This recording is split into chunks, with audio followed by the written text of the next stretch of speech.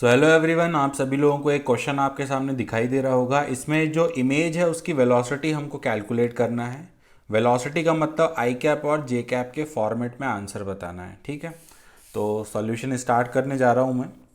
तो जो इस टाइप के क्वेश्चंस होते हैं जिसमें वेलोसिटी ऑफ इमेज वगैरह पूछा जाता है, इसमें सबसे पहले अपन क्या करते हैं कि एटलीस्ट मिनिमम हम जो कैलकुलेट कर सकते हैं वो कैलकुलेट करके रख लेते हैं, है ना। जैसे कि जो ऑब्जेक्ट का लोकेशन है वो मैं बोलूँगा -6, और इसका रेडियस ऑफ कर्वेचर दिया हुआ है 4, है ना। तो जो फोकल लेंथ है वो कितना हो जाएगा -2, और इस इंफॉर्मेशन की हेल्प से मैं एटलीस्ट लोकेशन ऑफ इमेज निकाल सकता हूँ यूजिंग मिरर फॉर्मूला। तो ये आएगा 1/v -1/6 इज इक्वल टू 1/-2। तो यहाँ से मुझे v पता चल जाएगा।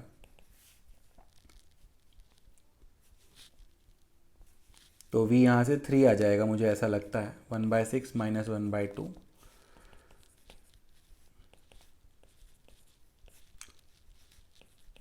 हाँ, तो यहाँ से v आ गया -3, है ना।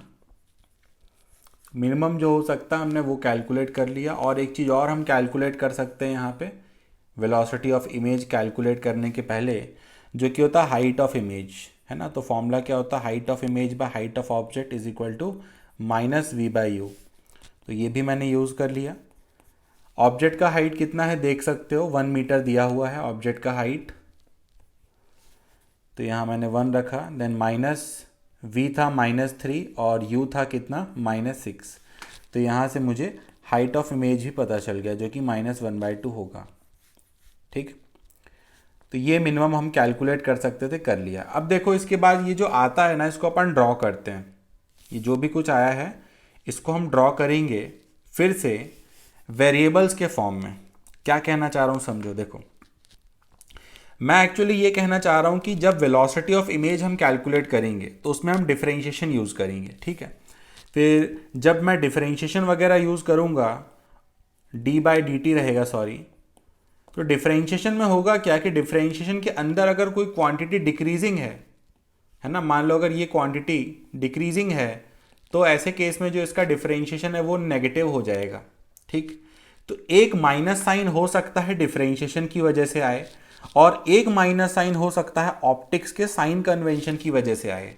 तो ये दोनों माइनस आगे जाकर के कंफ्यूजन क्रिएट ना करें, उस वजह से मैं क्या करता हूं वो समझो। उस वजह से मैं क्या करता हूं, इसको -x मान लेता हूं। ठीक है, तो ये मैंने एक माइनस का छुटकारा पा लिया कि x का वैल्यू 6 मानूंगा मैं, है ना। तो जैसे u को मैंने -x मान लिया, वैसे ही v को मैं -y मान लूँगा। हाइट ऑफ इमेज जो आया है इसको मैं -q मान लूँगा। और हाइट ऑफ ऑब्जेक्ट कितना था, हाइट ऑफ ऑब्जेक्ट तो +1 था, तो इसको +p मानूंगा। तो ऐसा मैंने क्यों किया, समझ रहे होगे, या फिर अगर नहीं भी समझोगे तो आगे जो सॉल्यूशन आएगा उसको देख करके समझ जाओगे। बाकी मैं एक्सपीरियंस से बता रहा हूँ कि जब मैं स्टूडेंट था तो ये वाला माइनस और डिफरेंशिएशन वाला माइनस मेरे दिमाग में जा कर के केमिकल लोचा कर दिया करते थे, और मेरा आंसर कई बार गलत हो जाता था। तो ऐसा ना हो, सेफ रहने के लिए बस मैंने क्या किया, इस माइनस को यहीं पर रिमूव करने की कोशिश की है।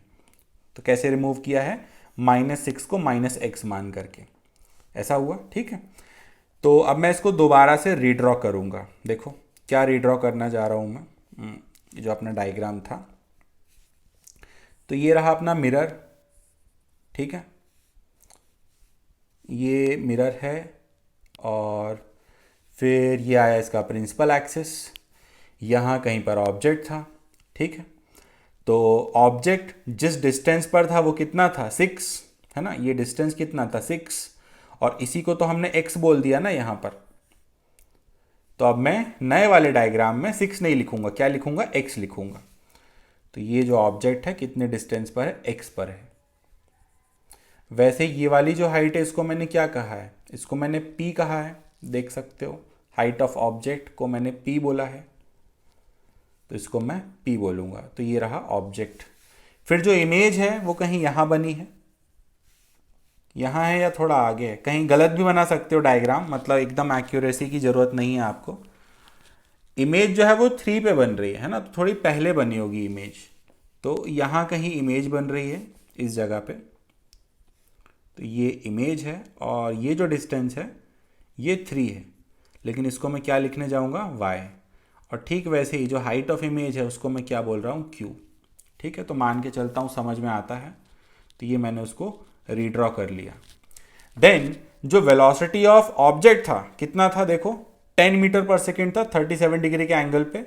तो कंपोनेंट फॉर्म में लिखूंगा मैं इसको, तो वेलोसिटी ऑफ ऑब्जेक्ट इस डायरेक्शन में है 8 मीटर पर सेकेंड और अपवर्ड डायरेक्शन में हो जाएगा कितना, 6 मीटर पर सेकेंड। ऐसा हुआ। तो अब इस डायग्राम का फ़ायदा ये है कि इस डायग्राम से मुझे साफ दिखाई दे रहा है कि जो dx/dt है वो -8 है। अब कोई बच्चा कमेंट में ये नहीं बोलेगा हाँ कि सर ये ऑब्जेक्ट तो राइट में जा रहा था, फिर आपने माइनस क्यों लगाया। ठीक है, तो ध्यान से समझो, यहाँ पर जो प्लस माइनस लगाया जा रहा है, ये डिफरेंशिएशन में जो प्लस माइनस लगाया जा रहा है ना, ये राइट और लेफ्ट देख के नहीं लगाया जा रहा है, ये इंक्रीजिंग और डिक्रीजिंग देख करके लगाया जा रहा है।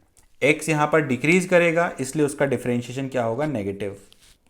तो इस वजह से dx/dt को मैंने क्या लिखा, -8। ठीक वैसे ही डायग्राम से जो dp/dt है उसको हम बोल सकता हूँ +6। ठीक, अब इस इमेज की मुझे दो वेलोसिटी चाहिए। दो वेलोसिटी कैसे मिलेंगी, एक तो dy/dt निकाल के और एक dq/dt निकाल करके। तो पहले मैं निकालने जा रहा हूँ dy/dt। कैसे आएगा dy/dt, मिरर फॉर्मूला यूज करेंगे फिर से, ऐसा कुछ है। तो v देख सकते हो कितना लिखूंगा मैं, -y, u कितना लिखूंगा, -x, और f को f ही रहने दिया। इसको मैंने दोनों तरफ डिफरेंशिएट किया तो बना 1/y² dy/dt plus 1/x² dx/dt is equal to 0। तो यहाँ से मुझे dy/dt मिल जाएगा जो कि होगा -y/x² इंटू dx/dt। वैल्यूज़ रख सकता हूँ, है ना। y का वैल्यू कितना था, थोड़ी देर पहले ही ऊपर लिखा है मैंने, y 3 था, x 6 था, p का वैल्यू 1 था, q का वैल्यू हाफ था, इतना आ गया था। तो y का वैल्यू रख दिया मैंने 3 और x का वैल्यू 6, तो ये बनेगा -3/6² इंटू dx/dt। dx/dt कितना लिखा, -8। तो यहाँ से मुझे dy/dt मिल जाएगा, कितना मिल रहा है देखो, dy/dt 2 मिलता है, एक्चुअली +2 मिलता है। dy/dt पॉजिटिव आने का क्या मतलब है, इसका ये मतलब है कि जो y है वो इंक्रीजिंग है, तभी ये पॉजिटिव आया है। ठीक है, अब ज़रा डायग्राम में वापस जाओ। y अगर इंक्रीजिंग है, देखो y अगर इंक्रीजिंग है इसका यही मतलब है कि जो इमेज है उसकी वेलोसिटी का जो x कंपोनेंट होता होगा वो लेफ्ट में होता होगा, तभी तो y इंक्रीज करेगा, है ना। तो dy/dt मतलब वेलोसिटी का ये कंपोनेंट हमको मिल गया। कौन सा कंपोनेंट, जो मैंने अभी अभी ड्रॉ किया, ये कंपोनेंट, हॉरिजॉन्टल कंपोनेंट मिल गया। तो y किस रेट से बदल रहा है, y बदलता है 2 के रेट से, है ना। तो इसका वेलोसिटी का हॉरिजॉन्टल कंपोनेंट हुआ कितना, 2 मीटर पर सेकेंड। और क्योंकि लेफ्ट में है इसलिए -i लगा सकता हूँ। अब वैसे ही मुझे y कंपोनेंट जानना है, तो y कंपोनेंट मिलेगा मुझे dq/dt करके। ठीक है, तो dq/dt निकालता हूँ। कैसे निकलेगा dq/dt, सिंपल, q का फॉर्मूला बना के डिफरेंशिएशन। तो लिखा मैंने hi/ho is equal to -v/u। Values रखी। hi को हमने क्या कहा था, hi को हमने, डायग्राम को देख लो, थोड़ा भी कन्फ्यूजन है तो हाइट ऑफ इमेज में यहाँ से बोल सकता हूँ -q, तो ये रहा -q। और हाइट ऑफ ऑब्जेक्ट कितना था, +p, फिर -v कितना था, -y, और u कितना था, -x। ऐसा हुआ। तो यहाँ से q मुझे मिला yp/x, ये मिल गया। इसको मैं डिफरेंशिएट कर दूंगा तो लिखूंगा dq/dt। डिफरेंशिएशन मान के चलता हूँ सबको आता है, प्रोडक्ट रूल लगाने जा रहा हूँ। ठीक है, तो ये बनेगा -yp/x² dx/dt, then plus dy/dt into p/x, then plus y/x into dp/dt। ये डिफरेंशिएशन हो गया। अब यहाँ पर वैल्यूज रखनी है बस। तो y कितना था, 3 था, p कितना था, 1 था, और x कितना था, 6 था तो 6 का स्क्वायर। dx बाई dt कितना था, -8 था। Then dy by dt calculate किया था थोड़ी देर पहले ही, +2 आया था। फिर से p का वैल्यू कितना था, 1 था। x का वैल्यू 6 था। फिर से y का वैल्यू 3 था, x का वैल्यू 6 था। dp बाई dt यहाँ कहीं लिखा होगा डायग्राम में, ये लिखा है देखो dp बाई dt, तो इसको भी यूज़ कर लेता हूँ। dp बाई dt कितना था, 6। इसको सिंप्लीफाई करता हूँ तो ये 6 स्क्वायर नीचे कितना हो जाएगा, 36। तो ये 3 12 टाइम्स गया, फिर 4 3 जा 4 2 जा, तो यहाँ से मुझे मिला 2/3 प्लस अगला क्या मिलेगा 1/3 प्लस अगला क्या मिलेगा 3, तो ये हो गया 4। अब देखो ये भी पॉजिटिव आ गया है ना, क्या आया ये dq बाई dt, ये भी क्या आ गया पॉजिटिव। पॉजिटिव आने का यही मतलब है कि जो q है वो भी इंक्रीज कर रहा है। तो q अगर इंक्रीज कर रहा है इसका यही मतलब है कि, ये डायग्राम में आओ वापस, q इंक्रीज तभी कर सकता है जब ये वेलोसिटी वाला कंपोनेंट डाउनवर्ड्स हो, मतलब हमने फर्स्ट टाइम में सही बनाया था, है ना, डाउनवर्ड्स ही होगा। तो किस रेट से इंक्रीज कर रहा है ये, dq बाई dt कितना आया अभी अभी, dq बाई dt आया +4, मतलब कि ये 4 मीटर पर सेकेंड है। और डाउनवर्ड्स है इसलिए -j लिख सकता हूँ। तो अपना आंसर ऐसे आ चुका है ना। अपना आंसर हो जाएगा velocity of image is equal to -2i -4j। सुनो एक बात और सुनो, भाग मत जाना है, आंसर देख के भाग जाते हो। एक छोटी सी बात सुनो, जो मैं ये कह रहा था ना कि मैंने, कहाँ गया, एक मिनट देना, हाँ तुम लोग जल्दी में रहते हो थोड़ा। हाँ ये देखो मैं कह रहा था ना, ये माइनस से छुटकारा पाया है मैंने, क्योंकि मैंने -6 को -x बोल दिया, ये छुटकारा पा लिया मैंने माइनस से, ये आगे जाके समझ में आएगा। तो वो ये रहा, देखो यहाँ पे आपको समझ में आएगा, इस जगह पे ये देखो जो q का एक्सप्रेशन बना, देखो पूरा पॉजिटिव दिख रहा है। तो ये मैंने माइनस से छुटकारा पा लिया। अब अगर माइनस मान लो यहाँ प्रेजेंट होता तो फिर एक माइनस ये वाला भी होता, फिर एक डिफरेंशिएशन वाला माइनस भी आता, तो हो सकता है कन्फ्यूजन क्रिएट हो जाता। बाकी जो बहुत होशियार बच्चे हैं उनको कन्फ्यूजन क्रिएट नहीं होता, वो डायरेक्ट डिफरेंशिएट कर लेते हैं।